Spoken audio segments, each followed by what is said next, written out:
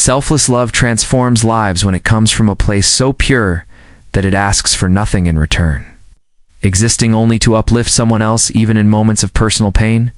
Ayla, the wheelchair-bound girl, embodied this kind of love in every breath she took, in every decision she made, especially the one that would later astonish a billionaire and quietly reshape the lives of everyone who witnessed it.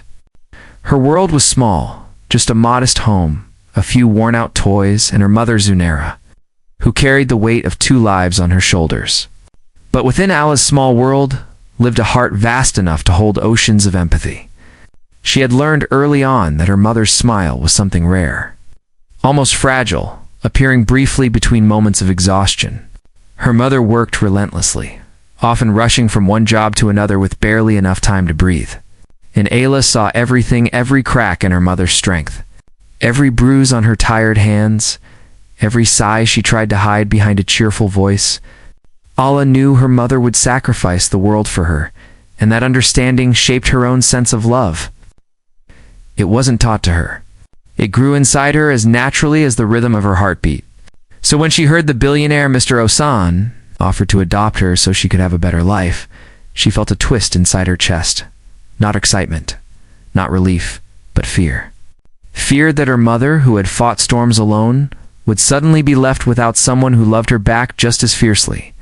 Ayla couldn't stand the thought of being the reason her mother would come home to an empty room. No small voice calling her name, no little arms reaching out. She imagined her mother working even harder to fill the silence. Imagined her pushing through loneliness just as she pushed through every other hardship.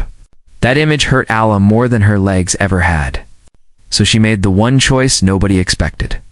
She pleaded not for herself, but for her mother. Her voice trembled when she asked Mr. Osan to adopt Zunera instead. Oh, because she believed her mother deserved peace more than she herself deserved comfort. She saw herself not as the one needing rescue, but as the reason her mother needed rescue in the first place. It was a moment shaped by innocence and courage, a child choosing love over opportunity, choosing sacrifice over salvation. It wasn't dramatic to her. It was simply the truth of how deeply she cared. She believed her mother's happiness was more important than anything being offered to her. That belief came from years of watching her mother struggle. Years of hearing her cry quietly at night when she thought Ayla was asleep. Years of noticing how she stitched hope into their lives, even when life had given them nothing but scraps. Ayla didn't want a miracle for herself. She wanted a miracle for the woman who had held her hand through every dark night and whispered strength into her every fear.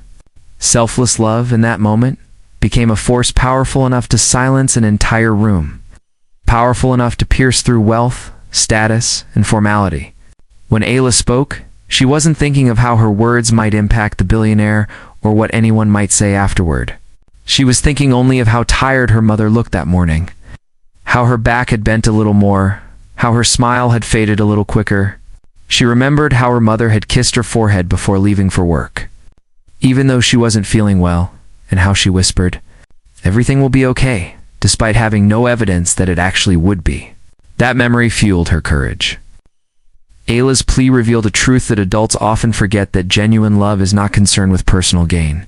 It simply flows in the direction of the one who needs it most. She didn't think of her own comfort, or treatments, or opportunities. She didn't imagine a life where she could run, play, or experience ease. All she imagined was a life where her mother could finally breathe without the suffocating weight of worry. The billionaire saw something extraordinary in that moment. A child thinking like a guardian, a protector, a giver. He saw love in its rawest form, untouched by selfishness, shining through the eyes of a girl who had suffered much yet still chose gratitude and compassion. Her words held a quiet power that wealth could never buy. They reminded him of something simple, yet profound, that true wealth is measured not by what you receive, but by what you are willing to give up for someone else. Ayla's selflessness became a mirror reflecting the kind of love humans are capable of at their best. The kind that lifts others before lifting oneself. The kind that turns hardship into strength. The kind that transforms without trying to.